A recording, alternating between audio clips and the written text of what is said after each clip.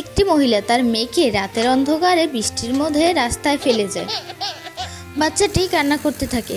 একটি লোক তার পাশ থেকে যাচ্ছিল। বাচ্চাটির কান্না শুনতে পেয়ে লোকটি বাচ্চাটির কাছে আসে এবং বাচ্চাটিকে নিয়ে চলে যায় তার বাসায়। তারপর থেকে লোকটির সাথে বাচ্চাটি সবসময় থাকে।